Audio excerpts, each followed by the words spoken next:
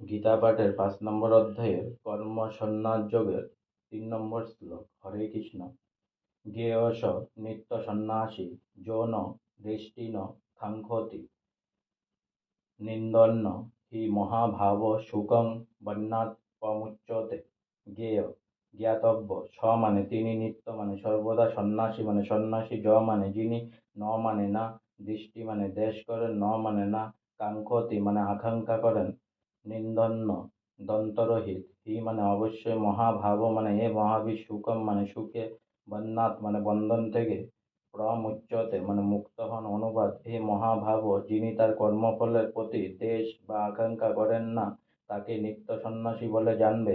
এ প্রকার ব্যক্তি দ্বন্দ্বহীন এবং পরম সুখে কর্মবন্ধন থেকে মুক্তি লাভ করেন। তাৎপর্য: যিনি পূর্ণরূপে কৃষ্ণ ভাবনাময়, তিনিই হচ্ছেন প্রকৃত ত্যাগী, কারণ তিনি কর্মফলের প্রতি বিতরাগ বা অনুরাগ যে কোনো দিক থেকে সম্পূর্ণভাবে নিরাসক্ত। এভাবে যিনি সব কিছু ত্যাগ করে অন্যান্য ভক্তি সহকারে ভগবানের সেবা করেন, তিনিই হচ্ছেন প্রকৃত জ্ঞানী, কারণ ভগবানের সঙ্গে তার নিত্য সম্পর্কের কথা তিনি জানেন।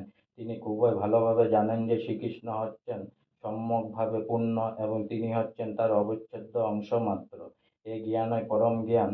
তা গুণ বৈশিষ্ট্য এবং পরিমাণ তত্ত্ব বিচারেও পরম সত্য।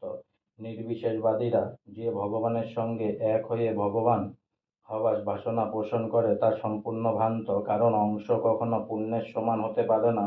গুণগত বৈশিষ্ট্যে মানুষ স্বয়ং সম্পূর্ণ, তবে পরিমাণ তত্ত্ব বিচারে ভিন্নতা বিশিষ্ট।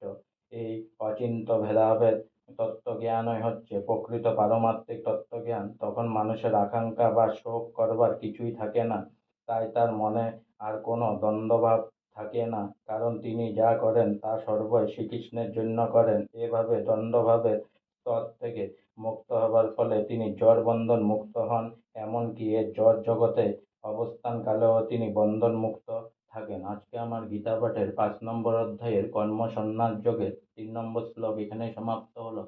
অনেক অনেক সাবস্ক্রাইব করুন, অনেক অনেক লাইক করুন, আর সঙ্গে বলুন হরে কৃষ্ণ কৃষ্ণ কৃষ্ণ হরে হরে, হরে রাম রাম রাম হরে হরে। অনেক অনেক ভালো থাকুন, অনেক অনেক সুস্থ থাকুন, অনেক অনেক আনন্দে থাকুন, অনেক অনেক হেল্প করুন সবাই সবাইকে। রাধে রাধে, হরে কৃষ্ণ।